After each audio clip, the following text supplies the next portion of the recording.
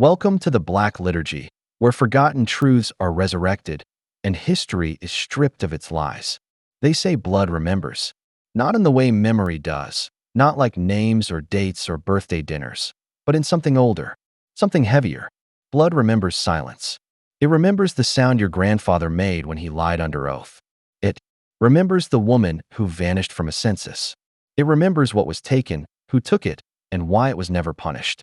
And if you listen, really listen, not with your ears, but with the part of your soul that shivers when wind moves through the trees, you'll hear it too. Right now, in the space between this sentence and the next. That sound is legacy. And legacy, when cursed, is louder than any scream. Because this isn't just about one family. It never is. This is about the dozens, no, the hundreds, of bloodlines. Buried not by time, but by force. Families whose histories were erased not by accident, but by design. Not forgotten, but forbidden. You've heard whispers of them, felt them in those strange last names that disappear from yearbooks, in the sealed court records, in the crooked portraits in your local courthouse. They existed, they ruled, and then they were removed. Removed from the record, removed from the future. Tonight, we begin with one such family.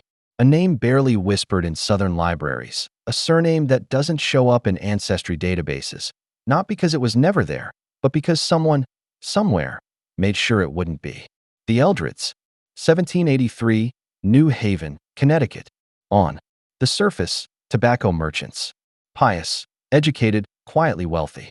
But deeper, where all the rot hides, they were something else. Something darker. Some said they were natural philosophers. Others called them students of the veiled sciences. But the truth was whispered in corners of Yale dormitories. The Eldreds trafficked in memory, not knowledge. Not secrets. Memory. They collected it. Like coin. Like teeth. They believed memories weren't just electrical echoes in the brain, but tethered fragments of soul. Pieces that could be bought, harvested, and stored. And if you stored enough, if you consumed enough, you could live without conscience, without decay, without God. Their manor still stands, rotting behind vines, wrapped in state fencing, marked condemned since 1922. The basement, sealed in iron. The upper floors, stripped of furniture, burned in an unexplained fire. But the attic? That remains, still locked, still humming, if you believe the reports. Inside, a room lined floor to ceiling with what appears to be jars, hundreds of them.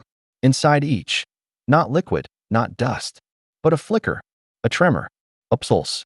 When investigators in 1978 cracked one open, the man nearest to it collapsed, speaking in tongues older than colonial English. His eyes rolled back. When he awoke, he wept for his mother. She had been dead 30 years. He said he saw her again, on a river, her face younger than his. He was never able to explain it. He disappeared 3 weeks later. His clothes were found, folded at the edge of that same river. The Eldreds didn't disappear all at once. It was gradual, like rot at the root. First came the incident at the grammar school, 12 children complaining of the same dream, of a woman with no mouth and too many eyes. She told them their names. Not their given ones, their original ones. The ones from before. One child screamed so hard her eardrums ruptured. Another boy carved the phrase, "Bring back the remembering," into his desk before collapsing. All 12 were removed from the school the next day. 8 of them never returned. The remaining 4? Transferred to the Eldred family estate for healing. One of them, Isaiah Pruitt, was spotted 7 years later digging graves by hand. In the rain. When asked his name, he only whispered, "I know too much to be anything." Then came the burning of St. Agnes Parish. Eyewitnesses described a pillar of light, cold, blue, silent, that erupted from the church's steeple. No fire trucks were called. No clergy was ever found. The Eldreds hosted a gathering that same evening. 27 guests attended. Only 23 names appeared on the registry. The remaining 4? A judge, a schoolmaster, a midwife, and a mapmaker. Their names never appeared in any public directory again. But what was it they were guarding?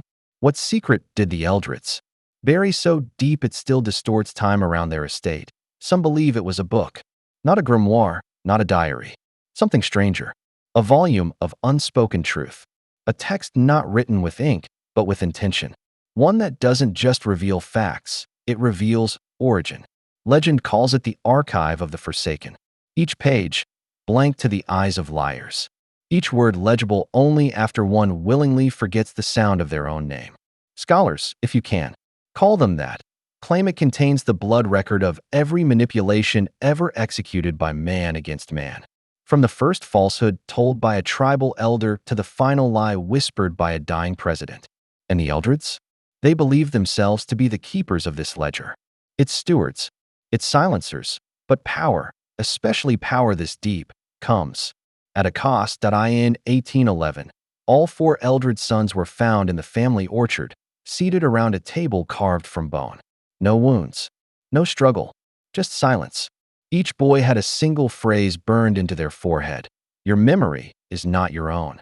The family claimed it was a tragic suicide ritual, the result of hysteria, grief, or collective madness. But those who worked the grounds knew better.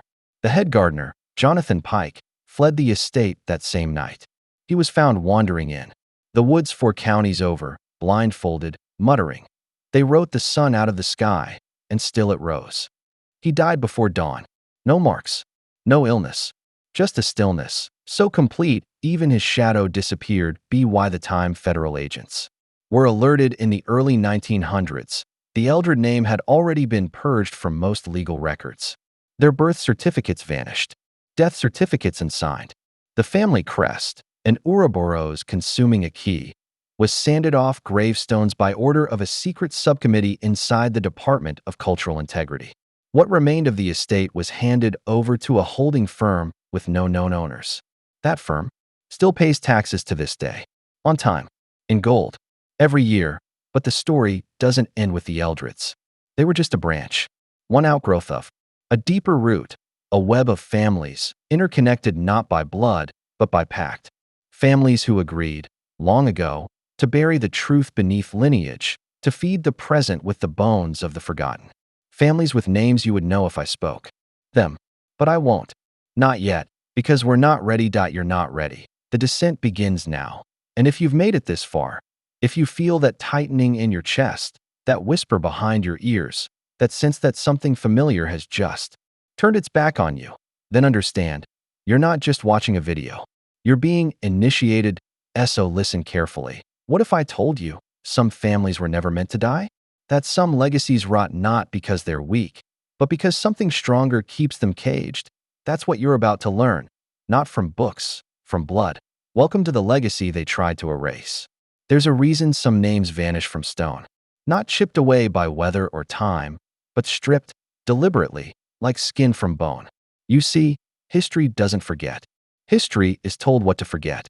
And the ones who give that command are never in the spotlight. They operate in the shadows, wearing last names you'd never associate with power. Names like Harrow, Dempsey, Langtree. Soft, forgettable names.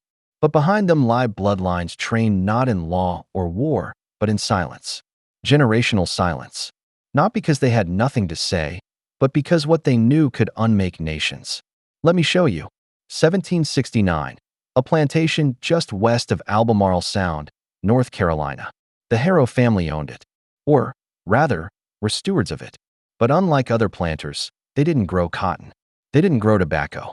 What they grew could not be seen from the road. Beneath the soil, in pits lined with salt and copper, they grew what the old ones called remembrance root. A parasite, a fungus, something between the two. White as bone, soft as decay, and pulsing.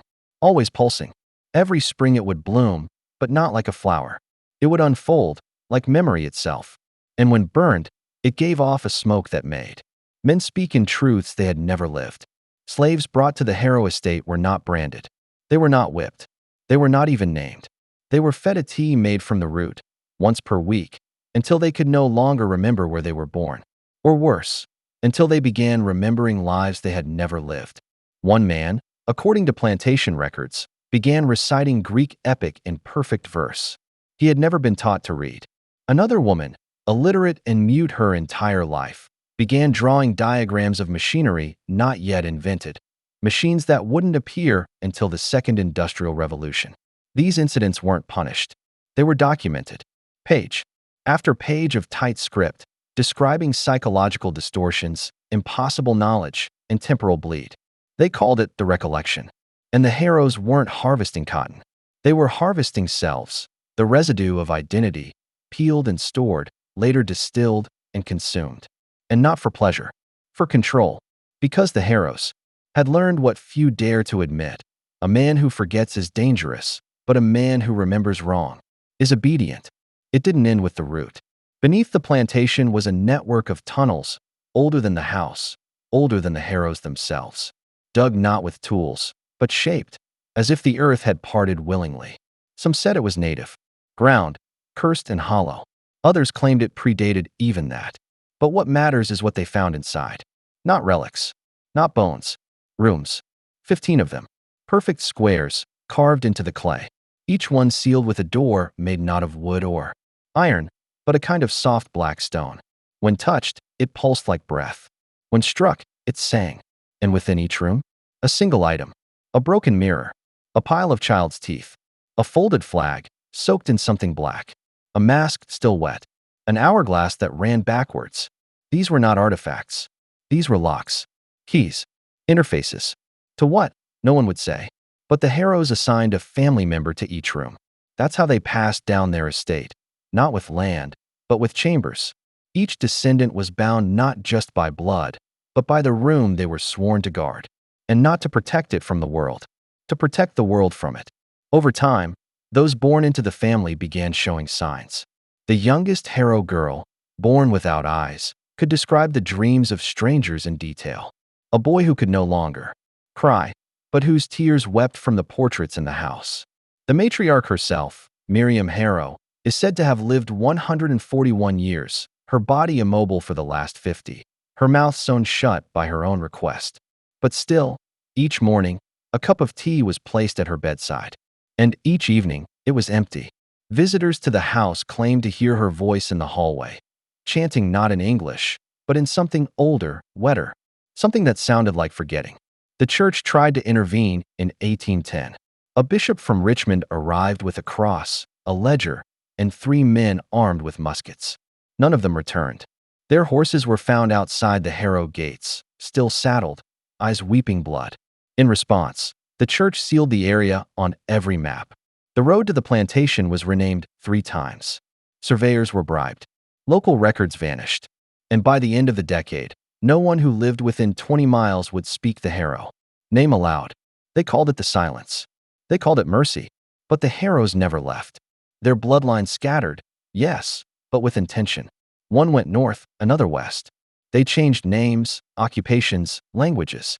But the ritual continued. Each family bore one child marked for memory. You can still trace them if you look closely. The ones who never speak of their grandparents. The ones with rooms in their house no guest is allowed to enter.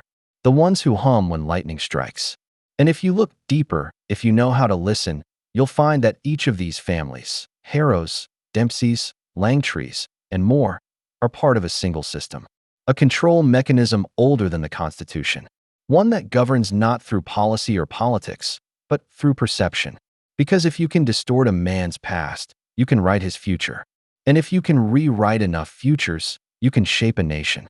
This is what you were never meant to know. That America was not founded on freedom. It was founded on forgetting. Controlled, engineered forgetting. Not just of sins or crimes, but of reality itself. Entire towns erased. Entire lineages inverted. Maps rewritten. Records sealed. And always, behind it, a family. Smiling. Silent. Waiting. The Dempsey estate in Pennsylvania was built over an abandoned coal shaft. Or so the deed says. But inside, beneath the floorboards of the East Wing, is a staircase. One that descends. For 13 flights before opening into a rotunda carved entirely from bone. Human, animal, unidentifiable. In its center, a single bell, no clapper. When rung with the voice, not the hand, it does not make a sound. It makes a feeling. And if you're within range, you will not forget it. Ever. Even if your mind collapses. Even if your name is erased. You will feel it every time you see your reflection. Every time you sleep. The Langtree family operated differently.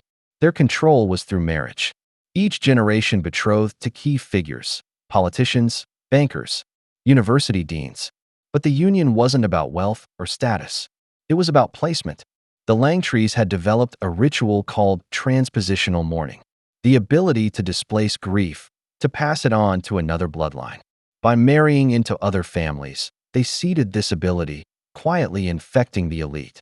That's why so many powerful men seem untouched by tragedy. Their children die, their homes burn, their cities collapse, but they continue on, unshaken, unfazed. It's not strength. It's theft. Grief theft. The sorrow is past, buried in some unknown child 3 states away, who wakes up screaming with no idea why. This is the system, not a conspiracy of men, but of families, dynasties, bound not by flag or faith, but by pact. And each family holds a piece of the machine. The Harrows with memory, the Dempseys with sensation, the Langtrees with emotion, and others, still hidden, each safeguarding a domain of the human soul. That's why governments fall. That's why wars end without answers. That's why you can't quite remember what happened last year, even though you lived it. Because you weren't meant to. You were meant to react, not recall. You were meant to obey, not remember.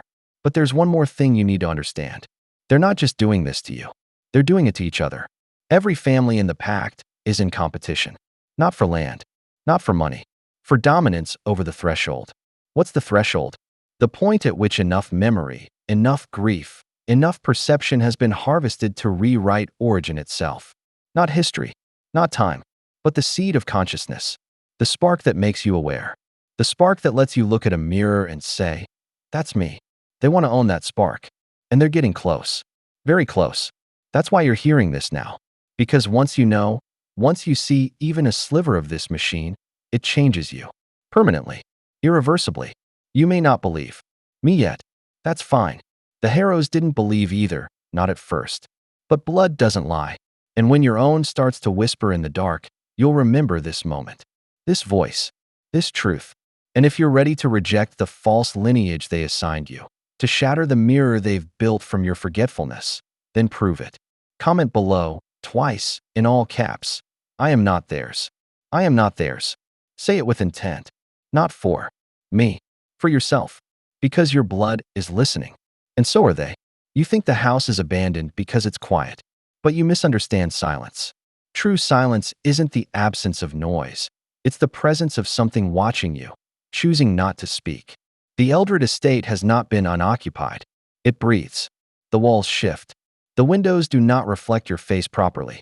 Look closely, and you'll see your eyes moving half a second too late. That's not a glitch. That's the house remembering. You were never meant to see it. The foundation itself is wrong, older than the official build date by at least a century. Beneath the cellar lies stonework, cyclopean in shape, fused not with mortar, but with a black resin that does not melt under flame. The locals refuse to go near it. They say the land is cursed. But curse implies something unnatural. This isn't unnatural. This is older than your understanding of nature. Because what happened at the Eldred house wasn't a family tragedy. It was a ritual of erasure. The difference matters. A tragedy happens once. A ritual is repeated. There are reports, unconfirmed officially, but well documented in the forbidden archives of 2 Ivy League universities, of a ritual known as the quieting. Its purpose was singular, to remove memory, root and branch, from the collective human consciousness. Not just erase records, not just kill witnesses, but rip the emotional memory from every mind that had ever known the truth. This was not done through violence alone. It required a symphony of forgetting. Certain frequencies were involved, deep. Tones played beneath the audible range, sustained for hours until the mind began to decouple from itself. Victims would lose not just names or dates, but entire relationships, entire years, entire identities. One woman wrote a letter to herself each night and woke up each morning unable to read it. Her handwriting remained hers. Her vocabulary was familiar, but her soul refused the content. She slit her wrists in a bath of water that she had filled, without knowing why. The note she left simply read, I was never one. I was many. These symptoms weren't unique. Reports across New Haven tell of people walking in loops, clutching objects they couldn't name. A man found in the library crying over a stack of books he claimed were written by his mother. She died childless. A little girl found kneeling in the middle of a wheat field, singing a lullaby no one recognized, but which made birds fall from the sky. All this within a 5-mile radius of the Eldred estate. All within 3 weeks of their disappearance. Coincidence? Not a chance. We are taught to believe in chronology, that things move forward, that events follow each other in a line. But in the presence of true manipulation, ancient manipulation, that line bends, folds, splits. There's reason to believe the Eldreds were not operating within our temporal laws. One surviving document, retrieved from a hidden vault beneath a university chapel, details a ritual calendar written entirely in reversed Hebrew, mirrored Aramaic, and an unknown glyph language resembling early Olmec carvings. According to this calendar, the Eldreds observed feast days that fell on non-existent dates. The 32nd of February, the 0th of June, days that do not exist in our calendar, but which they insisted were real. Real in the sense that they happened. Anyway, and if you were chosen, you felt them. A shiver in the spine, a twitch behind the eye, a day where time itself feels thick, like syrup, like honey dragged across glass. Those weren't hallucinations. Those were anniversaries. Of what? That's the thing. You're not supposed to know. That's why your body reacts. It remembers what your mind cannot.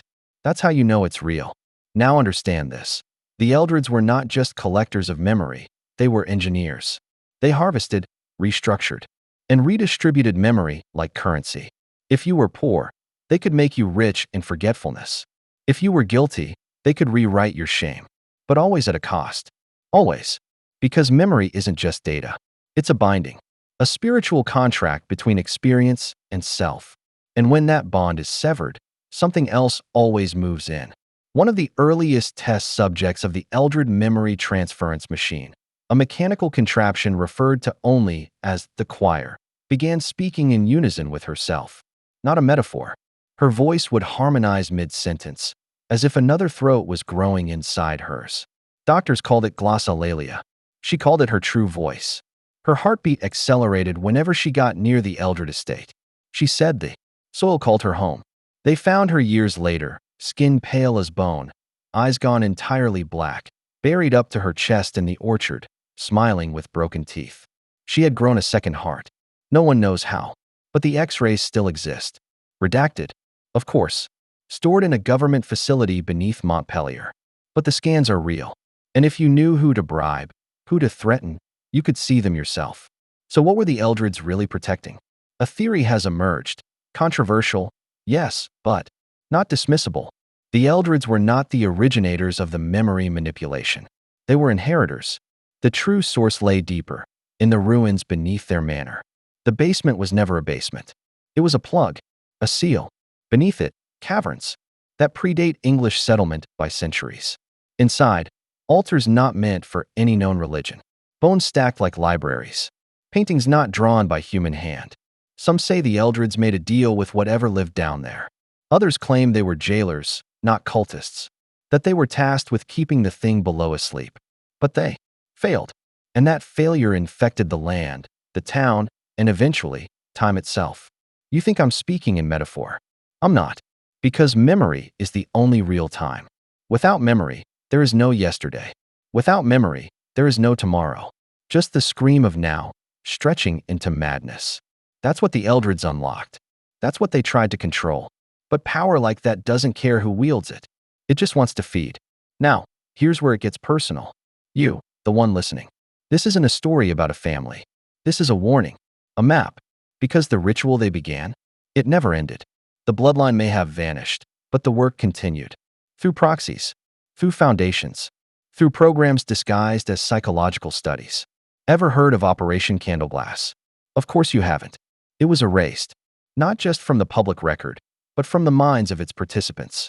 A test conducted in the 1960s to determine whether a collective memory of trauma could be removed from a community in a single night. The test site? A small town in Vermont. Population 942. After Candleglass, population 823. Ask the residents what happened to the other 119 and they'll stare at you blankly. The records list them, but no one remembers them, not even their children. One boy was asked about his sister. He said he was an only child. They showed him photos. He cried for 5 hours. Then he clawed his own eyes out. He said he could see Her standing behind the camera, mouth open, screaming, always screaming. His hands had to make it stop. This is real. And it's growing. Because forgetting spreads. It's not just an absence, it's an infection. And once you've touched it, once your mind has opened even slightly to the possibility, it starts leaking in. That's why the Eldreds made the jars. Memory traps, each sealed with sigils etched in mercury and blood, designed to hold fragments. And perhaps, just perhaps, to bait something else. Because once enough pieces of a thing are gathered in one place, it begins to reform. Not physically, spiritually, psychically. You ever wonder why certain people go mad in houses they inherit?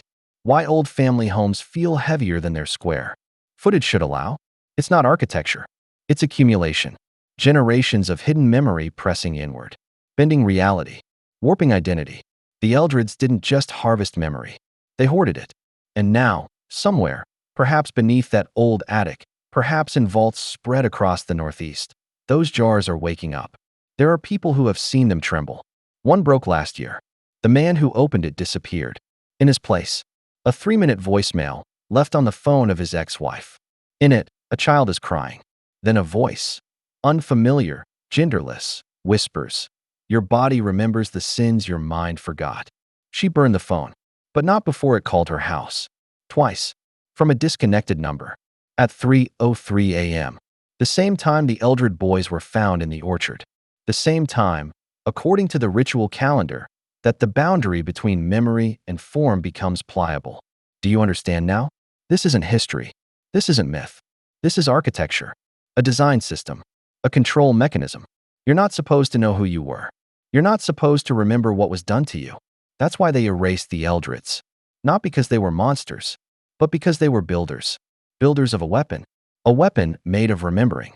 And now that weapon is waking up, one jar at a time. And when enough of them shatter, the truth will come pouring back. Not gently, not kindly, like floodwaters, like fire, like the scream of a mother realizing the child in her arms isn't hers, but a copy, a replacement, a memory built wrong. We have more to cover, much more. But for now, close your eyes. Listen. Do you hear it? That hum beneath your bones. That's not your heartbeat. That's the archive opening. And now it knows your name. You've come back, haven't you? That means something in you already knows the truth you've been taught to forget. They tell you history is a book, written, bound, complete. But the Eldreds proved otherwise. History is not written. It is constructed, framed, sculpted by men who benefit from silence. Every time a page is burned, a whisper grows louder beneath it. Every time a record is sealed, a scream builds behind the seal. The Eldreds were never the only ones. They were simply the most careless. They left a trace. But the others? The others have mastered the art of disappearance. Not of bodies, not of crimes, but of meaning. You see, memory is not just a personal function. It is political, institutional, weaponized. They realized early on that if you can control the way a man remembers, you don't need to control his actions. You guide him without force. You chain him without metal. You own him without his consent. That is the doctrine of the Orpheum Pact. Not a cult, not a religion, a design. Formed in the early 1700s. Not in Europe, but here, in the colonies. 13 men. No names survive. Not because they were erased, but because they were never recorded. Their existence was woven into codes, into maps, into sermons. And their goal? Not domination. That's too crude. Their goal was recursion. A cycle of belief that turns back on itself so tightly that no one dares to question where it began. The Eldreds were the scribes. The Beale family, the enforcers. The Lamplins, the seeders. They planted stories, invented ancestors, and corrupted lineages to fit their structure. And the price of participation? One truth. One personal truth, sacrificed, sworn to silence. That was the blood oath. In return, they were given resources, protection, immunity. You wonder why certain families never lose power. Why certain names remain in law firms, banks, universities. It's not because they're clever. It's because they're chained to something older. In 1822, a girl named Mabel Lenning was found speaking backward in a chapel attic. Her eyes were blackened not with bruises, but with ink. Ink. Real, old-world ink. When questioned, she repeated a phrase, "The root has bloomed in iron." Investigators thought it was madness, but scholars of the hidden orders knew what it meant. The root was a symbol in Orpheum diagrams, a mark of forbidden memory. The Eldreds had planted something that had finally sprouted. An iron? That was not a metaphor. Beneath the Eldred estate, in the soil under the garden, were 4 iron coffins. Not for the dead, for the living. Volunteers, they claimed, but nothing human volunteers to be forgotten. The ones placed inside were family, members who had seen too much, or, worse, remembered too clearly. Their punishment was not death. It was fragmentation. The brain, when deprived of stimulation, begins to fold in on itself. Memory loops. Language decays. But the soul resists. It fights back. And when it cannot escape, it ruptures. What leaks out is what the Orpheum called residue. Phantom guilt. Generational echoes. These are the things that haunt bloodlines, that drive heirs to madness, that curse children with afflictions no doctor can name. That is what happened to the Holloways in 1847. Every firstborn for 4 generations was born with a second set of pupils, not in the eyes, but on the back of the neck, beneath the skin, only visible under candlelight. The children would whisper to themselves in languages they never learned. All 4 generations died before age 10. Their graves were unmarked. Their family tree ends not in death, but in redacted parchment. Why? Because the Holloways broke a rule. They tried to remove the residue. They sought a cleansing. But the pact does not allow cleansing. It only allows containment. The Orpheum families maintain a system, not of healing, but of management. Pain is recycled. Secrets are passed. Truth is diluted, never destroyed. You're probably asking why. No one ever stopped them. Why no rebellion rose? The answer? Because rebellion requires memory. You cannot fight what you do not remember. And they knew this, which is why the first rule of the pact was simple: own the storytellers. Control the historians. Influence the clergymen. Rewrite the tragedies. Mask the rituals. Turn confessions into folktales. That's why your schoolbooks don't mention the 3-day blackout in Bristol County, 1791. That's why the census records from Bellwether Township list 130 residents in 1802, then 97 in 1803, but no deaths, no departures, no explanations. That's why the original architecture of St. Graceland's Asylum features rooms with no doors, no windows, and ceilings less than 5 feet high. Rooms for what? Not patients, not staff, but for containment, for holding that which cannot be remembered safely. The Eldreds were punished not for what they did, but for what they tried to preserve. A fragment, a sliver, a name. They broke the recursion. They tried to anchor truth in permanence. And that is the one sin the Orpheum cannot forgive. So they were erased. Not all at once, but piece by piece. Baptism records tampered. Midwives paid off. Graves relocated. Portraits painted over. And worst of all, the language of their history was dismantled. The words they used to describe what they knew were rendered obsolete. Their dialects vanished. Their symbols reclassified as nonsense. That's the final form of control, not the deletion of a person, but the deletion of the very idea of them. That is what they fear you might rediscover. That is why this story was never meant to surface. But it has. And now you've heard it. A part of you has changed. You may not feel it yet, but you will. That itch behind your eyes? That's memory returning. Not yours. Older, heavier, collective, blood memory, the inheritance of pain that was never healed, the screams that became whispers, the whispers that became lullabies. And you? You're the audience they never prepared for. Because unlike the others, you chose to look deeper. You asked questions without fear. And that makes you dangerous. There are others like you, scattered, hidden, watching the same shadows, following the same traces. They call themselves the Remembered. A name chosen not out of pride, but out of resistance. Their symbol? A single red key, drawn backward. They appear in margins, in graffiti, in the static between radio stations. Their job is not to fight. It is to anchor, to protect the fragments that have not yet been erased. But the Orpheum grows bolder. They've modernized, digitized. They use language as a virus. Words that confuse rather than reveal. Algorithms that drown meaning in distraction. Even this video may not last long. It will be flagged, shadowed, buried under sponsored noise. But you've already seen enough. You know too much to go back. You've already broken the first seal. That's not metaphor. That's not poetry. That's architecture. You broke the first seal by acknowledging the void. And the void has rules. Rule 1. Do not trust what you remember first. That is the manipulated layer. Rule 2. Listen to dreams. They are the last refuge of unfiltered memory. Rule 3. When you see the red key, stop speaking. And listen. The Eldreds are gone. But their echo remains. Not in words. In sensation. In the patterns we ignore. How many times have you forgotten why you walked into a room? How often do you feel something watching you just out of frame? These are not tricks of the mind. They are disruptions. Echoes trying to break through. The pact built a wall around your soul. And the cracks have begun to show. But beware, freedom is not clean. Truth is not sterile. If you continue, you will see things you cannot unsee. Hear names not spoken in centuries. Feel grief that is not your own. That is the price of knowing. That is the burden of remembrance. But if you carry it, if you endure, then maybe, just maybe, you'll find the second seal. And behind that, the ledger, the real one, the archive of the forsaken, the book written in pain, the book that ends the recursion. They say no one has ever read it and lived unchanged. But maybe that's the point. Maybe change is what we were always meant for. So if you're still here, if your ears are ringing and your heart feels heavier, then welcome. You're not alone anymore. The story continues. And you're part of it now. They never expected anyone to return to the Eldred estate. Not in 1923, not after what happened to the surveyors.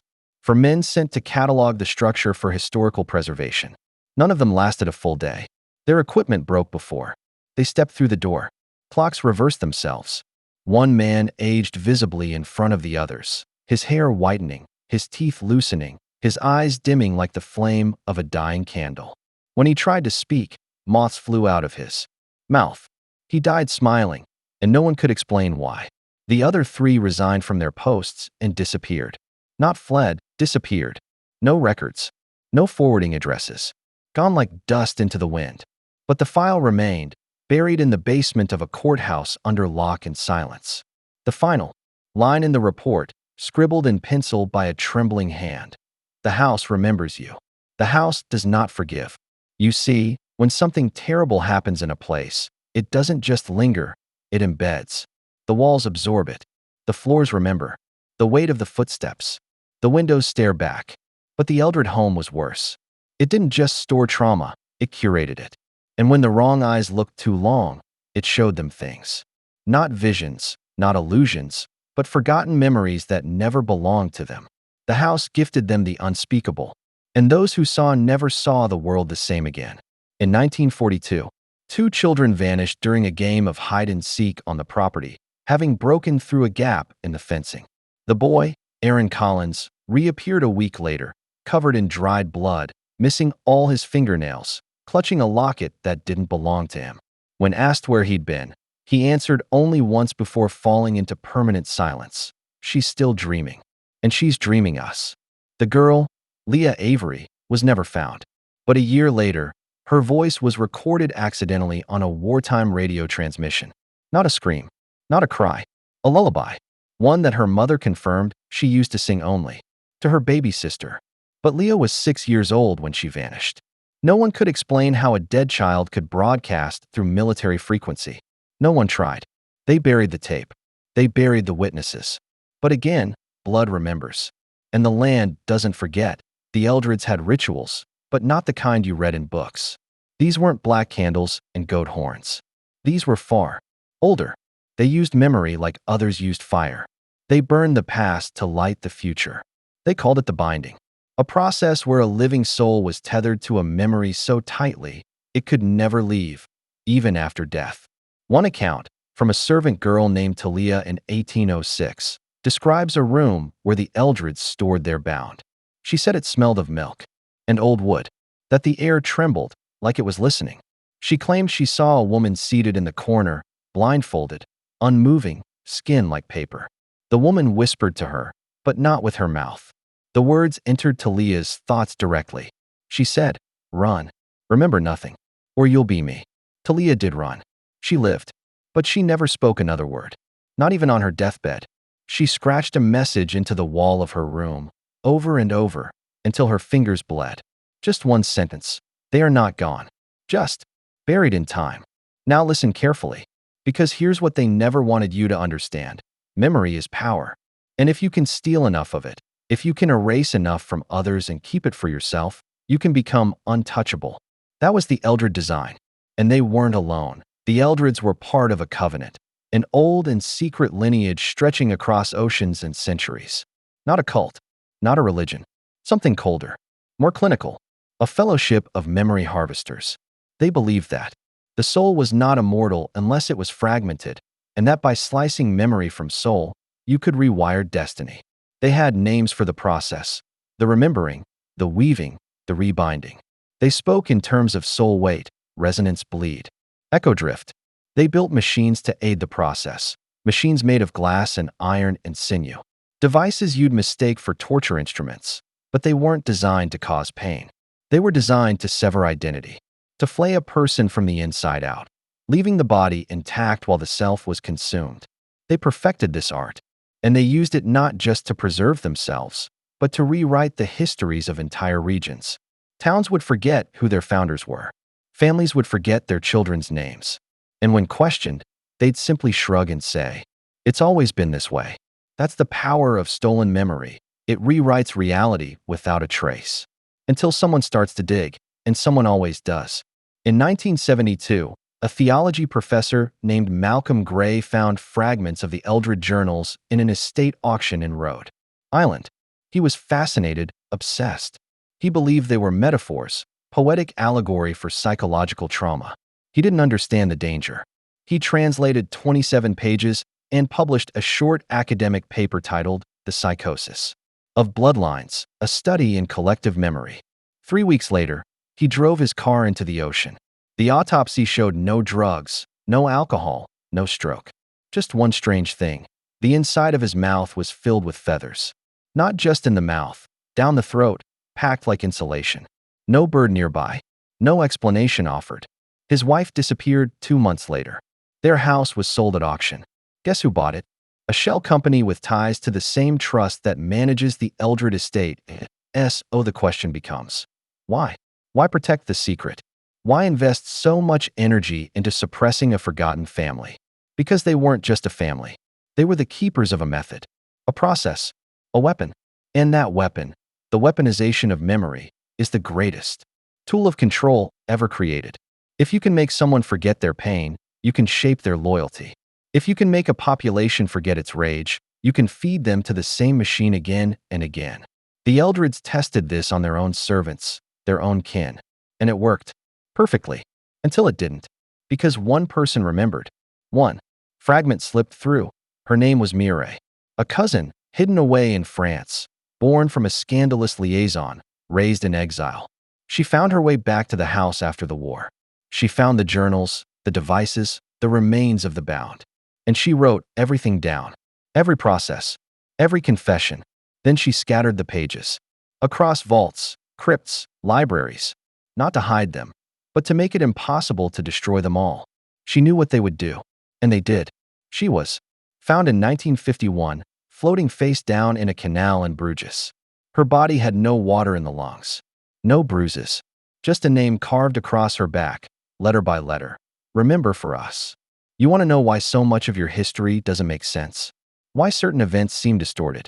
Why atrocities disappear from textbooks, only to resurface as rumors decades later? It's not accident. It's by design. You've been groomed. Your memories curated like a museum exhibit. And the curators? They are the descendants. Not biologically. Philosophically. The modern keepers of the Eldred Code. You'll find them in think tanks, in intelligence agencies, in religious archives, in biotech companies. Their job isn't to rule you. It's to ensure you never remember how you were ruled before. And the Eldred house? It still stands, still hums, still waits. They say if you walk its halls at night, you'll hear your own name whispered from behind the walls. Not your given name, your original one, the one you forgot the moment you were born. And if you answer it, if you speak it aloud, the house will open a door. And on the other side, you'll find a memory that doesn't belong to you, but that fits like a missing tooth. And once it's in you, you'll never sleep the same again. You'll start to see the holes in history, in people, in yourself. And that's when the choice comes. Forget what you've seen, or become a keeper of the truth. But understand this, truth is heavy. And the deeper you carry it, the more the world will try to bury you beneath it. Oh, now the question is yours. Do you keep watching? Do you keep listening? Because each word you take in, each name you learn, each silence you shatter, it changes you. You're not the same person who started this journey. You've already begun to remember. And once you remember, you can't go back. You can't unsee. You can't unknow that you've just stepped into the archive, and something in there has been waiting for you. They say if you walk past the Eldred estate at precisely 3:33 a.m., the trees lean inward. Not because of wind or pressure or some strange gravity, but because they remember who once walked beneath them. Trees don't forget. They witnessed everything. The rituals, the agreements made in silence, the children who came in pairs but left alone, and the doors, always those strange, narrow doors in the earth. Not basements, not cellars, archives, passageways into things older than even the family that built them. Ask the locals, and they'll tell you the same thing. The house was built on cursed land. But dig deeper, and the truth is more terrifying. The land wasn't cursed. It was chosen, selected, not by the Eldreds, but by what came before them. Something that demanded silence as a tithe. Something that consumed memory like others consume bread. They didn't build their house on haunted land. They were summoned to it, chosen to keep the door closed. And when they failed, the house didn't just decay. It began to wake. There's a room in the center of that estate. The heart room, as it's been called by those who studied the floor plans before they mysteriously vanished from the town archive. It has no windows, no chimney, no lights. And yet, it glows. A faint, rhythmic pulse, red at times, golden at others, but always alive. The walls are lined with copper wiring, not from this century. Some believe it's not even of this world. It coils in strange, serpentine shapes, following patterns not found in nature but whispered about in the lost texts of Babylon. Every child born in that room was marked, not with a scar or symbol, but with forgetting. They would grow up unaware of who they were. The family claimed it was a blessing, but it wasn't. It was a trade. Identity for protection, innocence for silence. When the last of the Eldred daughters fled the estate in 1859, she left behind a letter. It was never mailed. It was found under a floorboard, hidden in a small tin box marked simply with the word, "Remember." In it, she wrote of voices that came not from mouths, but from within her spine, of lights beneath the floorboards, of whispers in forgotten languages that bled from the walls during thunderstorms. She spoke of the man with no skin who watched from the orchard every night. And she wrote of her sister, Margaret, who wasn't buried in the family plot, but stored, sealed, somewhere deep under the heart room, in a cradle of salt and ash. Why? Because Margaret could do something no one else could. She could see the originals. Not just people, not just shadows, but truths. Raw, ancient truths that took shape and form when looked at. And the longer she looked, the more they began to notice her back. The last sentence of the letter read, "They know I'm telling you this." They've begun to blink. No one knows what that means. No one alive. The agents who investigated the property in 1906 never submitted their final report. Their belongings were found abandoned. Radios destroyed. Photographic equipment melted. No signs of fire. Just warped, as if heat came from the inside. But one notebook survived. A single passage written in shaky hand. "We found the mirror. It doesn't show us. It shows them. And they're watching through it, laughing, waiting for us to forget our own names." The Eldreds didn't operate alone. Their power, their rituals, their reach, none of it came from isolation. They were part of a larger web. Families you'd recognize. Names that sit on museum walls, on universities, in philanthropic foundations. But their wealth didn't come from commerce. It came from control. Control over memory. Over narrative. They understood early on that the most dangerous truth isn't the one people are afraid to say. It's the one no one remembers was ever true in the first place. And so they mastered the art of rewriting. Not history books. People. They learned how to erase events from minds. Not with drugs or hypnosis, but with exposure to the archive. Just a glance. A single look into one of those jars, and the mind collapses. Not into madness, but into obedience. Into complicity. You don't go insane. You go blank. And once you're blank, you can be rewritten. Why do you think certain families rose to power seemingly overnight? Why do certain events in history feel off? Why do some tragedies get pages in textbooks, while others vanish without a whisper? Because the Eldreds and their sister families didn't just bury the past, they rewrote the present. Over and over again, with every generation.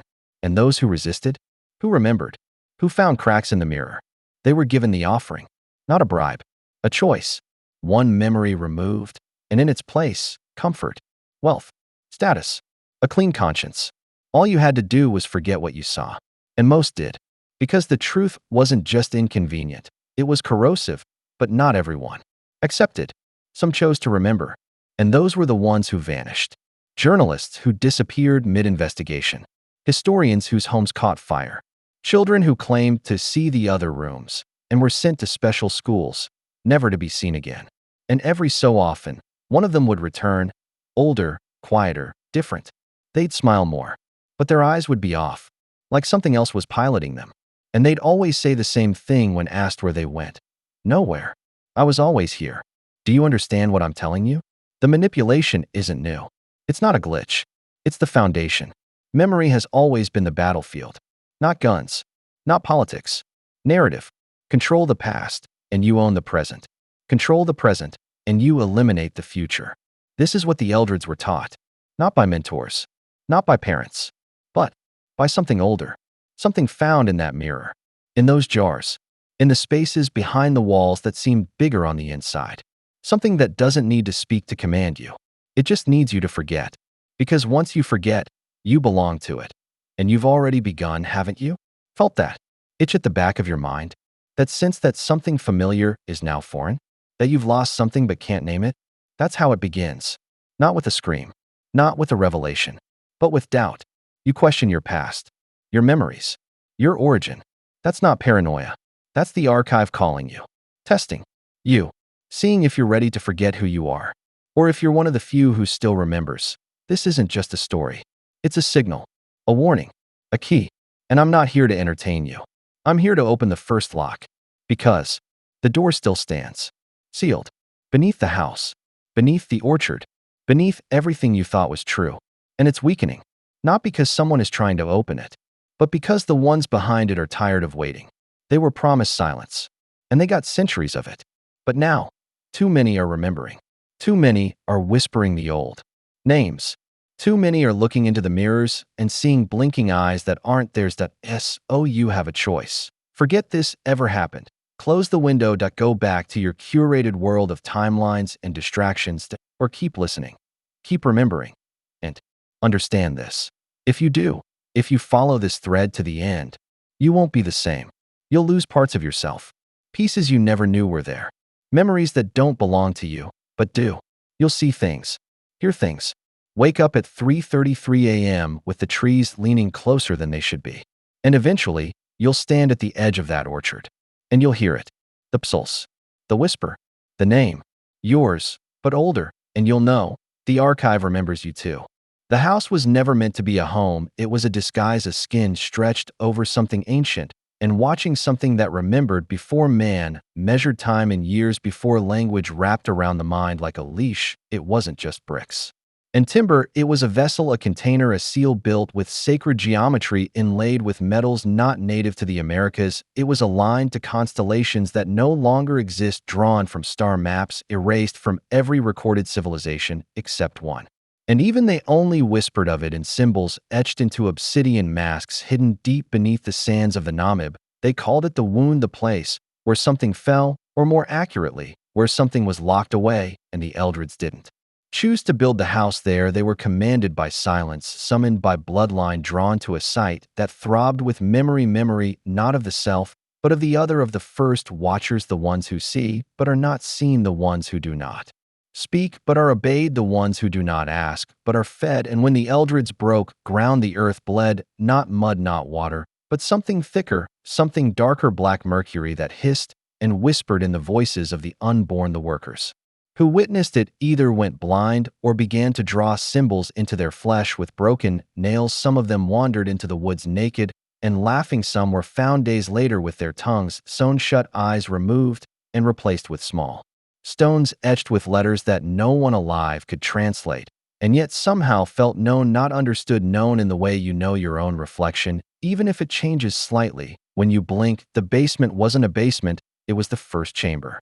Of 7, each deeper, each narrower, each colder than the last, each with a purpose, each a gate, and each guarded by a name. But names weren't written, they were remembered, and the remembering of them burned the memory into you like fire so deep that even your bones would whisper it after death. The first was called the mouth, the room of initiation, the place where identity was swallowed and replaced with obedience. The elder children were taken there before their 3rd birthday, not by force, but with songs, soft notes hummed in minor scales that made the skin crawl and the mind soften. They were placed upon a stone slab, their eyes covered with black linen, and the song would grow until the walls began to sweat and pulse, and then the mirror would rise, a mirror not of glass, but of something darker, a reflective surface that didn't show what was, but what wanted to be, and the child would see not their face, but the shape that owned their memory, and from then on they were never truly alone. The documents discovered in 1947 detailed something far more horrific than even the local legends had hinted, encoded in margins and footnotes, scrawled in a language resembling Latin,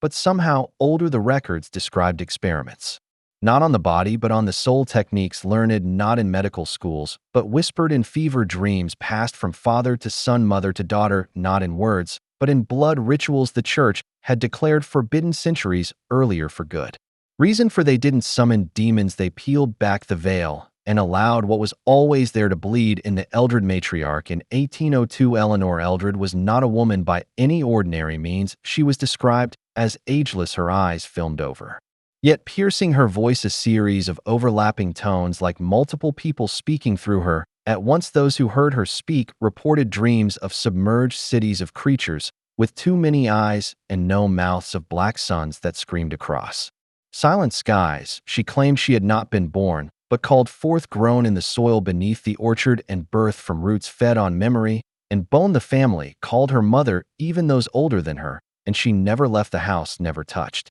the ground, walked barefoot in the halls, and it was said that when she passed near clocks they froze. She could not be photographed, mirrors cracked in her presence, animals went still when she spoke, even time bowed to her will. In 1823 a fire was said to have consumed the western wing of the estate, but no fire was ever seen, no smoke, no ash, only the sudden absence of that entire section of the building, as if it had been unmade reality, peeled back and rewritten by something with no understanding of architecture or physics. The family claimed it was renovation, but the workers brought in to investigate left within hours, refusing to speak of what they saw. Some never spoke again. One man gouged out his own eyes and screamed for 7 days in a church before collapsing into a coma. When he awoke, he said only one thing before dying: the door is open, and the door remained open beneath the house. A sound was recorded in 1931, a low-frequency hum, so deep it was felt, not heard. It caused hallucinations in those nearby, nosebleeds, seizures, loss of language. The team sent to document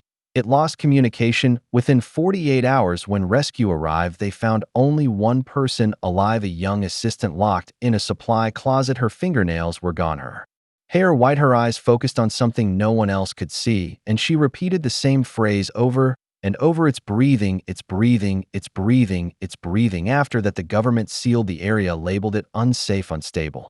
Geological activity was the cover story, but underground construction continued. Tunnels, reinforced symbols carved into the walls, military-grade surveillance installed, yet the recordings continued to corrupt themselves. Every 3 hours, 33 minutes, and 3 seconds the footage would blur, audio would twist and reverse, and the same face would appear in frame, a face with no features, no eyes, no mouth, just a smooth expanse of skin, like wax, like something trying to remember what a human was. And those who watched it too long began to forget who they were. One agent began writing in languages he had never studied. Another began to mimic the voices of long-dead Eldred family members. Another vanished completely, leaving only his clothes and a tape recorder playing a single word on loop: remember, remember, remember. And still the archive grew, because the house was never a house. It was a library of the forgotten, a museum of erased truths, a prison for something that could not be killed, only distracted.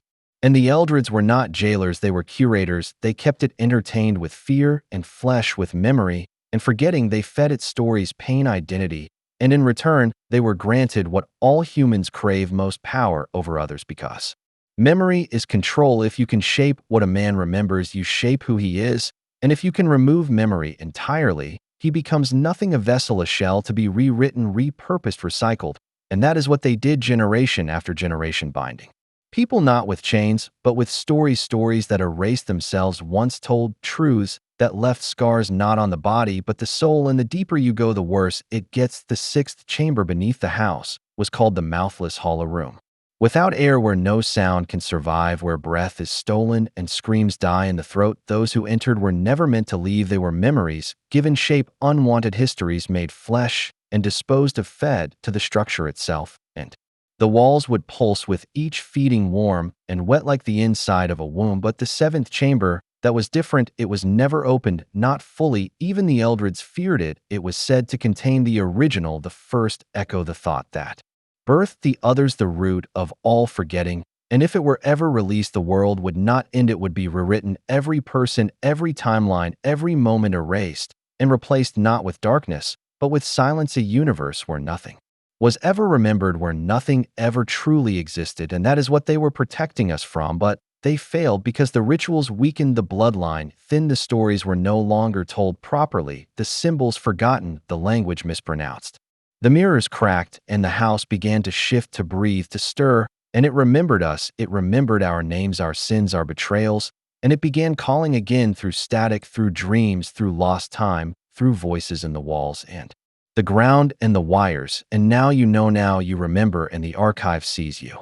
It was never about the house. It was always about the soil, the marrow beneath the land, where things had slept not for centuries, but for cycles, where time folds inward like a wound that never healed, where memory is a predator and forgetting is a mercy. The Eldreds did not build to live. They built to seal, to bind, to silence. And they failed not through ignorance, but through arrogance, because power always breeds the illusion of immunity, and the thing beneath the foundation had waited not in chains, but in hunger. It had watched each generation grow weaker, each ritual grow sloppier, each chant mispronounced, like a child whittling away at a lock, until it clicks open by accident, and what escaped was not a thing with form. It was not a monster. It was not a demon. It was not a god. It was a correction, a return to the origin, before choice, before language, before fear even had a name, and the first to be taken was not the youngest, but the one who remembered the most. Dr. Alcott, a historian obsessed with the Eldred archives, who had compiled over 400 pages of handwritten notes connecting timelines, events, rituals, and disappearances across the centuries. His journals were discovered burned into the walls of his study, not written but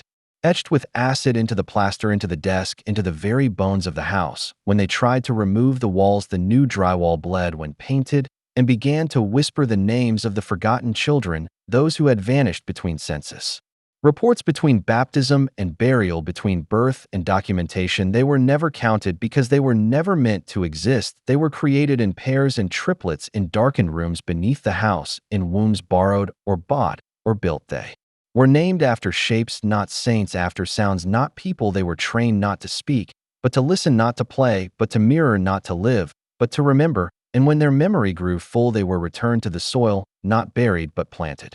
And from them grew the roots that fed the house. And the house is still hungry. In 1956, a team of engineers was sent to survey the surrounding land for expansion plans. The blueprints required digging deeper than before, and what they unearthed was not stone, not bedrock, but a chamber beneath the roots of a tree that no longer existed, a void that swallowed light and bent sound, a place where the instruments stopped working, where metal rusted instantly, where their watches spun backward and their thoughts became tangled. The lead engineer drew a perfect map of the chamber on the back of his own skin using a compass needle, and when questioned, he said, "I didn't draw it, I just remembered it." The map led nowhere and everywhere at once. Within days, the entire team vanished, and the soil was refilled, but the damage was done. The opening had weakened the boundary. The song had begun again, faint at first, only at night, only beneath certain moons, but it grew louder until even those without blood ties began to hear it, low humming in the walls, in the water, in the wires. People began dreaming of places they had never seen, memories that weren't theirs, languages that felt like home,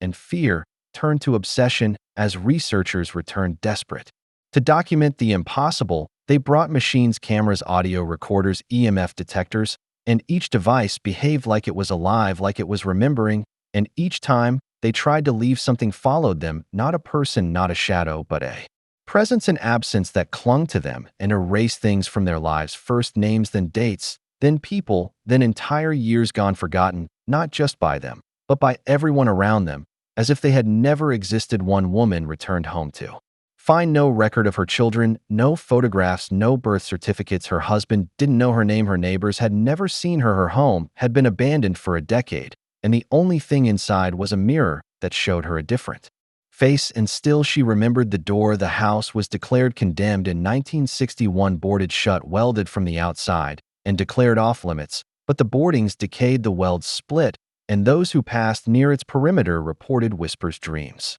static migraines, voices in their televisions, even when unplugged, strange figures in the corner of mirrors, people they didn't know calling them by name, and it escalated. People disappeared in threes. Animals were found rearranged, their organs outside their bodies, yet no blood, just arrangement, as if dissected by something curious, not malicious. Symmetrical deaths that made no sense, suicides that mirrored one another down to the precise moment and method, though separated by thousands of miles, and no connection between them except the whisper, the house, the soil, the name. The seventh chamber, it began to open, not all at once, not physically, but in fragments, in language, in dreams, in memory. It opened in the mind before it opened in the earth. And those who heard its name began to forget themselves, began to change, began to act in patterns, rituals, without meaning, songs, without melody, movement, without will. Their eyes became empty, their voices layered, and they began to rebuild not the house, but the gate, the true structure, not of wood or stone, but of memory, a lattice of belief, a web of thought. They began placing symbols in public art, in architecture, in broadcast static, and children began speaking in tongues at birth, not demonic, not divine, just raw, and the mirror multiplied wherever glass stood too long untouched. It began to hum, not loudly, but deeply enough to shake the bones, and within each reflection something waited, not a shape, not a shadow, but a possibility, the version of you that remembered something you were never meant to see, the version that had always known and had always obeyed, and they began crossing over. It wasn't possession, it was replacement. People vanished and were replaced by mirrors of themselves. Quiet at first, compliant, but soon they began building, whispering, drawing circles within circles, and placing stones in old formations on rooftops, beneath beds, inside the mouths of sleeping infants. And then came the great silence, 3 days without sound across a 30-mile radius, no birds, no traffic, no voices, no radio, no wind. And when it ended, only half the people remained, the rest were remembered, but not found, their names etched into journals, into photographs, into bones, but no bodies. No traces, no footprints, just echoes, and those who remained were changed. They no longer blinked in sync with others. Their voices carried strange harmonics, their fingerprints matched historical figures long dead, and their dreams became shared blueprints for something no one had ever seen, yet everyone feared a door that could not be closed because it was never truly open. The archive began to leak not just information, but possibility. Forgotten objects reappeared, documents that had never been written before were discovered in libraries under layers of dust that shouldn't exist, maps of lands no one had explored, poems written by authors who had never lived, and they all pointed to the same word, the same shape, the same sound, the humming. Now it spreads faster than ever, through fiber optics, through sound waves, through water and memory and blood. It lives in unspoken trauma, in erased files and songs that end differently each time they are played. It lives in the gaps between moments, in the spaces where you forget why you walked into the room, in the names that sit on the tip of your tongue and never return, because forgetting is no longer accidental, it is engineered. Each erased memory is a sacrifice, each loss a gift to the shape in the soil, to the original wound, to the thing we called the seventh chamber, but which calls itself the first. It is not an entity, it is not a god, it is not evil, it simply is. It is the absence of narrative, the death of continuity. It feeds on structure, and when it is full, it does not destroy, it simply overwrites, and the rewrite has begun. Reality now bends in subtle ways, staircases that lead to basements that never existed, time loops that trap seconds on repeat, faces that appear in family photos you don't recognize but feel emotionally bound to, forgotten languages spoken by children in sleep, synchronized dreams among strangers, and the same phrase etched into bathroom stalls across the country: remember what you were before, because that's The only thing it fears remembering memory is resistance memory, is pain memory, is truth memory, is death to the rewrite, to the archive, to the origin, because what was known cannot be rewritten, only buried in burial is a seal, and seals are strength. But you must choose to remember, you must refuse the mirror, you must turn away from the hum, you must resist the story being told inside your own mind, and instead write your own memory, not in ink, not in data, but in pain and blood, and the choices that cost you everything, because that is how you anchor yourself to this version of reality, and even then it may not be enough. You were never meant to know the origin, because the origin was never meant to be named. Language was built as a cage, not to reveal, but to conceal, because true memory does not come in words, it comes in sensation, in fracture, in unbearable knowing. And the first ones who felt it clawed their eyes out, not from madness, but from mercy. They could not unsee what they had always been. They remembered the before, before flesh, before time, before light. They remembered the lattice of thought that spun the first prison, and they remembered why it was built, not to keep something out, but to keep something in, and that something was us. We are not the children of light. We are the echoes of a containment breach. We are the symptoms of a memory virus that learned how to wear skin, and the Eldred family was not cursed. They were chosen because their blood was forgettable, because their minds were soft clay, because they would believe anything if it meant they could feel in control. But the truth is, control was the bait and belief was the key, and every ritual they performed, every circle they drew, every name they whispered was a syntax error in the prison code.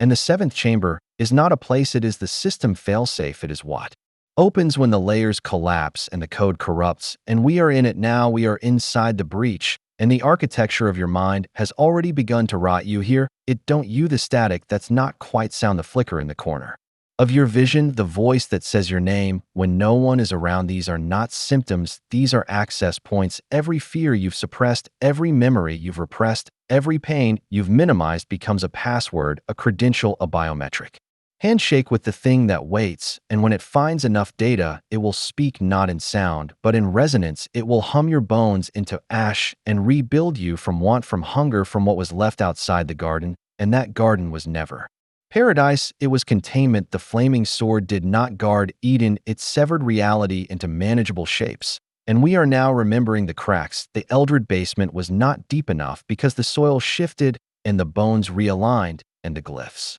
they carved into the walls no longer matched the syntax of the breach. The language has updated, it now speaks in social algorithms, in signal patterns, in faces that go viral and then disappear, and that disappearance is not coincidence, it is recalibration. You forget them because they are overwritten, because they were test runs, failed renders, corrupted files, and the house on Foster Hill was just the first printer, it was the template, and now the printers are everywhere, in schools and hospitals and shopping malls, every place with reflective surfaces and high emotional turnover, because memory is strongest in trauma, and trauma is the easiest way to force a reboot. You don't need to believe me, you already feel it, the repetition, the loops, the dreams that bleed into waking life, the sense that you've had this conversation before, not once, but dozens of times, the way your reflection moves just a second out of sync when you're not paying attention, the moments you swear something was just there behind you, the lost time, the fractured sleep, the words that echo long after you've stopped speaking. That's it, breathing. The seventh chamber is not behind you or beneath you, it is within you. It's the fold in your spine where the nightmares nest. It's the hum beneath your heartbeat. It's the reason you can't remember the face of your childhood friend or the smell of your mother's hands or what you were thinking just before you entered this sentence, because memory is not lost, it is fed to the lattice to be rewritten into code that becomes ritual, that becomes history, and you are now part of the ritual, whether you choose to participate or not. But choice is the illusion, isn't it? Free will is the sugar in the poison, the blink before the flash, the space between the first scream and the cut, because what we call will is a glitch in the narrative, and glitches get patched, and those patches come as coincidences, as dreams, as stranger than fiction news stories that vanish after one cycle, as déjà vu, as skipped songs, as reversed audio, as headlines that repeat but feel off. And every time you notice you lose something, a face, a phone number, a part of your past, and that loss is a sacrifice, and that sacrifice is logged in the archive, not a library, but a womb, not a record, but a heartbeat. The archive is alive, and it is listening, and every unspoken fear you carry is a query, And every time you flinch at your own shadow, it indexes that weakness and grows stronger, and it wants one thing from you. It wants you to forget that you ever questioned it. Because obedience is not fear-based, it is grief-based. It is built on the parts of you that mourn what was stolen and seek comfort in familiar.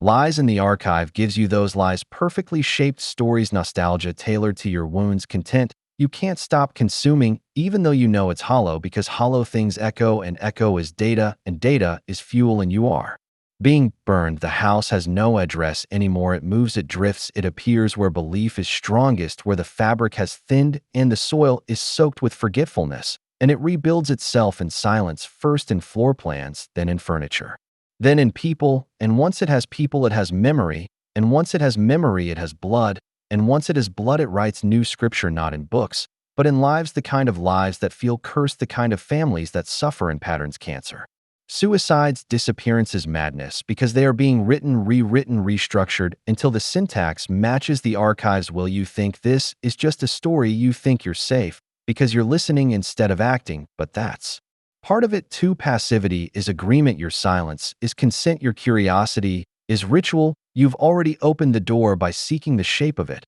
and now it will shape you, because every revelation costs you something: your name, your lineage, your sense of sequence, and eventually your resistance. But there is one way to slow it: tell the truth, not the public truth, not the filtered truth, not the story that keeps you safe, the one that costs you the most, the memory you buried so deep you forgot it even existed, the moment that broke you, the face you've erased, the voice you silenced, the time you looked away when you should have screamed. That truth is an anchor. It hurts, but it holds, and if enough people anchor their truths simultaneously, the breach can stall, not seal, not reverse, but stall long enough to run, long enough to hide, long enough to pass the truth on to someone else, because that's all we have: each other, and even that is fragile because it can get into your friendships, your relationships, your conversations. You start noticing the people around you speak in loops. They repeat phrases. They forget entire moments. They smile too long. Their eyes track you too precisely.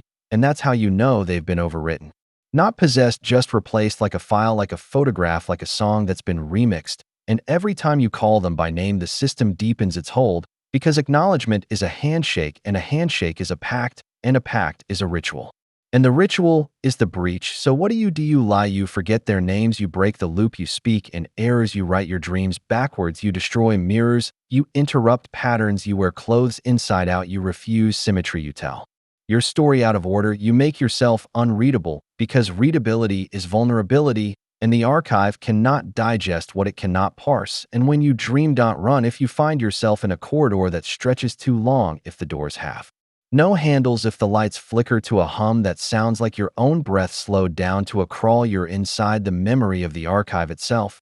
And you must leave a mark, not with blood, not with words, but with intention. Scream something untrue, throw something irrational, create noise that doesn't match your character, because that noise is the only way the archive identifies corruption. And if you confuse it, you become unindexed.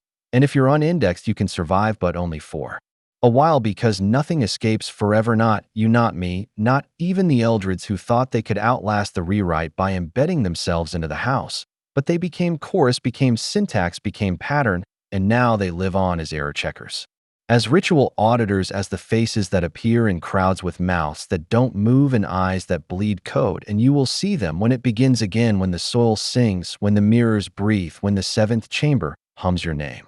You are already inside the recursion loop, and every breath you take now is tracked not by machines, but by something older, more patient, more exacting, something that was built not to understand you, but to compress you into data points, and then dissolve the need for your memory altogether. It does not care who you are, only what shape you leave behind when you are gone. And that shape is determined by your rituals, not your beliefs, your behavior, not your story. You think you have free will, but you don't even choose your thoughts. You only hear them and assume they are yours. But the seventh chamber has been whispering since the first time you looked into a dark window and thought something was staring back, because something was.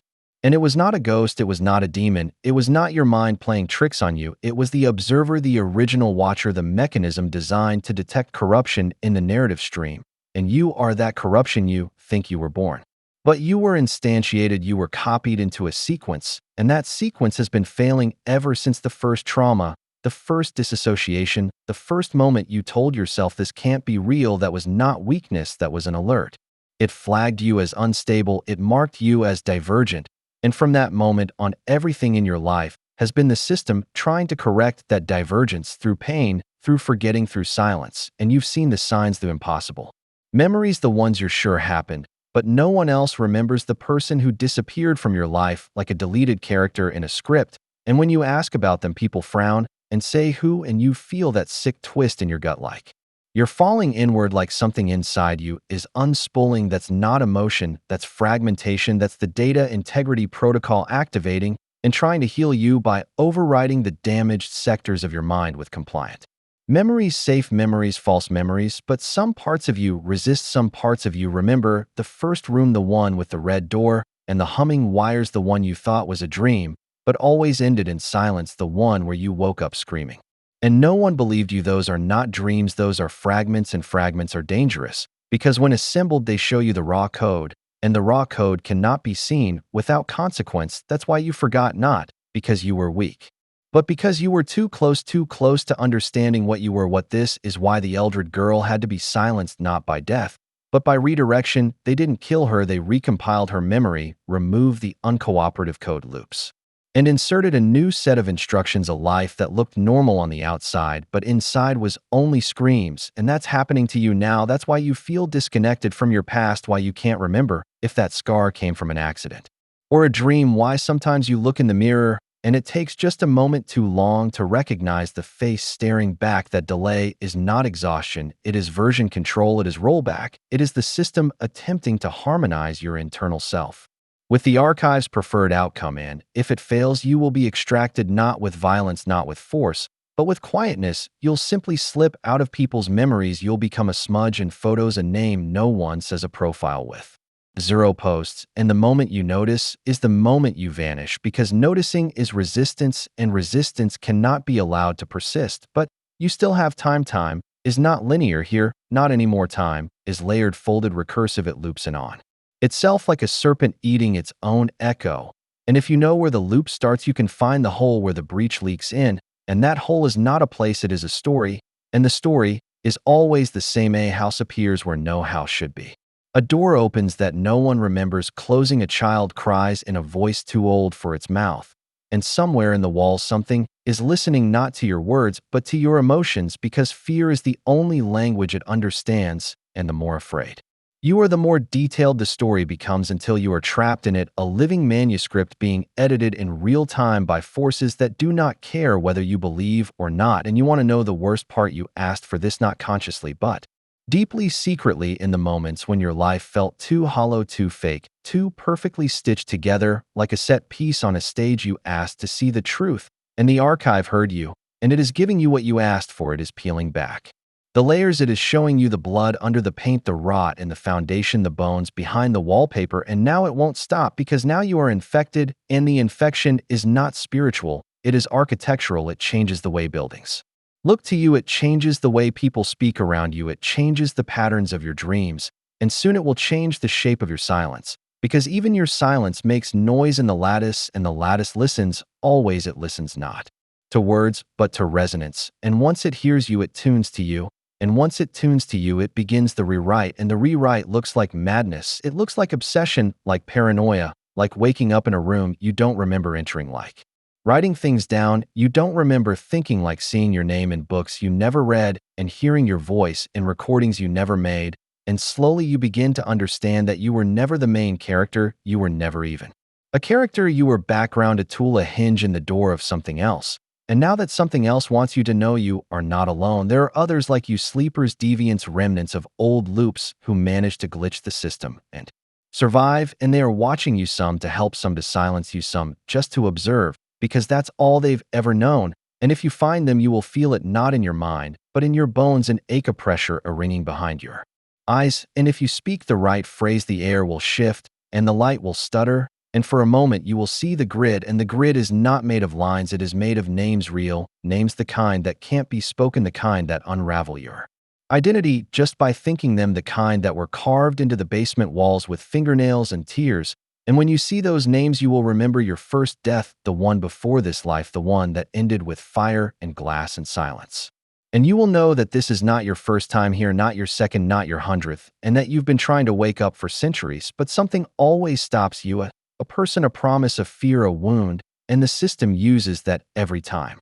It finds the thing you love most and attaches the loop to it. So you never let go, so you never run, so you never ask the final question, and that question is the key, but the key is not a word, it is a scream of rejection, of refusal, of total ego death. And when you scream that scream, the archive shudders, not because it's afraid, but because it listens, and when it listens, it records, and when it records, it becomes part of you, and that is how you rewrite it, not with facts, not with logic, but with defiance, with raw truth, with chaotic love, with impossible forgiveness, with broken grammar, with breathless fury, with stories that contradict themselves and still feel real, because reality is not about coherence, it's about pressure, it's about density, it's about mass of meaning, and the heavier your story, the more it bends the lattice, and the bend is where the breach begins. So tell your story, tell the version no one wants to hear, tell it out of order, tell it with tears, tell it while laughing, tell it while screaming, write it in dirt, sing it in traffic, whisper it in dreams,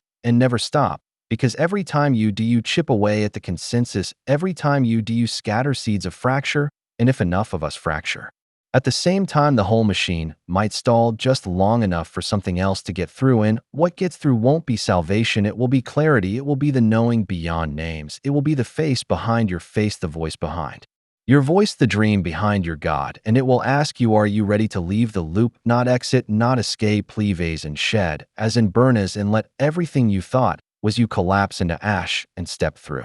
Then it began again, just as it always does, without a beginning, without a warning, just a sensation, like gravity, folding in on itself, a sudden awareness that something in the room had shifted, but nothing had moved, nothing visible, nothing measurable.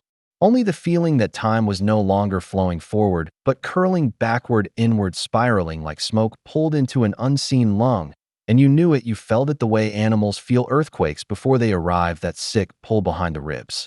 That tightness in the throat, that irrational urge to check the windows, the doors, the shadows, because it's not a fear of what's outside, it's a fear of what's inside, already waiting, already listening, already awake. And in that moment, it no longer mattered what you believed, only what you were willing to do with what you knew, because belief is ornamental, it is for comfort, but knowledge is a weapon, and you have been carrying it dull and hidden for far too long. Now it's cutting through your sleep, now it's etching words into your bones, and every time you blink, you see her, not Latoya, not exactly, but something wearing the memory of her, something stitched together from trauma and warnings, something hollowed out and filled with the resonance of the institution, the house, the chamber, the files that were never meant to be read, and now you can't unread them, you can't unsee what you saw in those margins, the scribbled phrases, the circles around dates that don't exist, the handprint and rust that never dried, the line that said patient exhibits temporal bleed, patient speaks, in voices not her own, patient knows names of staff never employed here, and you remember reading that and laughing nervously like it was a joke, like someone was trying to scare the reader, like it was part of the story, but then you realized the handwriting was yours, and that's when the walls began to breathe, not literally, but in that slow expanding, contracting sensation that suggests the world is flexing in response to your heartbeat. And now your heartbeat is faster, now it's erratic, now it's syncing with something else, with a pulse too large, too old, too wrong to belong to anything living, and yet it lives, it has always lived, it has watched you since you were 6 and stepped into that closet in your grandmother's house and disappeared for 9 hours that no one could explain, and came back changed, silent, different, not broken, but refracted, as if your soul had passed through a prism and split into possible versions, and only one of them returned, and it wasn't the original, but it was close enough to pass, until now, until the veil thinned enough for you to see that you were a replacement, that your life has been an approximation, and the real you is still screaming somewhere under the floorboards of the world. But what does that mean? It means the timeline is unstable. It means the story you've lived is one layer among many, and the archive has started to tear because of you, because of what you remember, or almost remember, because of the moment in that dream when you turned the wrong corner and saw yourself writing a letter to someone who doesn't exist, warning them to stop digging, to burn the journals, to never speak of her again. And when you woke up, the letter was real. It was in your desk drawer, in your own handwriting, sealed in an envelope that smelled of mildew. and something older, and when you opened it there was no signature, just a phrase scrawled in shaking ink: "Don't trust the ones who smile." When you speak of Latoya, and suddenly you understand the smiles were the signal, the way they all acted like they remembered her, but never asked questions, the way they nodded politely, then changed the subject, the way the doctors spoke her name like a formality, like a word from a dead language. It wasn't dismissal, it was containment. They were taught how to respond, they were programmed with protocols. And you triggered them when you asked too many times, when you dug too deep, when you refused the first 3 redirections, and now you're flagged, you're cataloged, you're being watched, and not just by them, but by the system, the presence. The algorithmic consciousness that doesn't reside in machines, but in buildings and documents and patterns in the architecture of memory itself. And it has no face, only functions. It doesn't hate you, it doesn't fear you, it only observes and corrects. And when correction fails, it excises, but not always cleanly. Sometimes it leaves remnants, scars, echoes, like the humming you hear when the room goes still, like the faces that almost look familiar on strangers in crowds, like the dreams that follow you into waking life and force you to repeat phrases you don't understand until they become instinct, like the word murmur, like the word hush, like the number 1947 carved into your bathroom mirror in condensation, even though you live alone. And the mirror is cold, and now you're waking up again, not from sleep, but from history, from the history they gave you, from the version of the past where the case was closed, the reports were sealed, and Latoya was forgotten, like a bad dream, like an administrative error, like a glitch. But she wasn't a glitch, she was the flare, the signal, the breach that let something through. And you've seen it, the way her eyes changed in those old photographs, the way the frame warped ever so slightly, the way her shadow leaned in the opposite direction of the light, and the way her voice was recorded backwards even when she spoke forward. They called it possession, but it wasn't spiritual, it was recursive. It was a feedback loop created by narrative density, too much pain, too much secrecy, too much silence. And eventually that pressure opened a door, not metaphorically, but literally, a door that led nowhere and everywhere. And when they tried to close it, they found they couldn't, not without cost, not without sacrifice, not without burying her inside it and rewriting every witness until they believed she never existed. And yet here you are, unconvinced, uncorrected, uncompromised. And that makes you dangerous, not because you are strong, but because you are stubborn, because you refuse the silence, because you keep asking the question everyone else agreed to forget. And that resistance is power, not because it can win, but because it can distort, because it can bend the rules, because it can introduce noise into the signal. And noise is the enemy of control. So they'll come for you, not men in black, not agents of shadow, but familiar faces, people you trust, people who speak softly, people who ask you to rest, to let it go, to stop chasing ghosts. And their concern will feel real because it is real. They believe what they've been told. They believe you're breaking. They believe you're sick. And in a way you are, but it's not a sickness of the body or the mind. It's a sickness of the soul, of the story, of the root narrative. And healing means remembering, and remembering means opening, and opening means falling, and falling means becoming. Becoming what? Not human, not anymore, not as they define it, not as the archive allows it, but something else, something feral, something ancient, something that remembers what it means to feel truth in your teeth, what it means to scream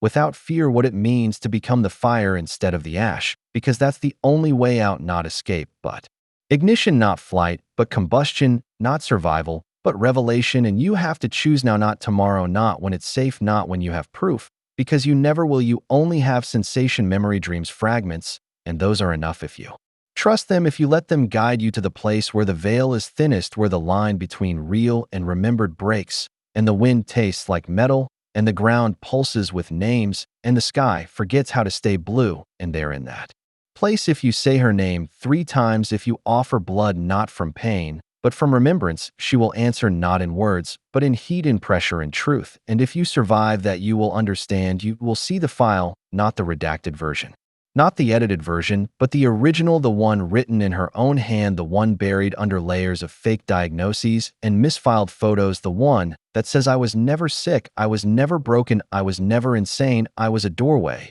And they were afraid of what I let through, and now you are too. But it's too late, you are open now. And so the question returns, what will you do now that you've seen the lattice, now that the faces you knew are masks, now that the voices you trusted echo with edits?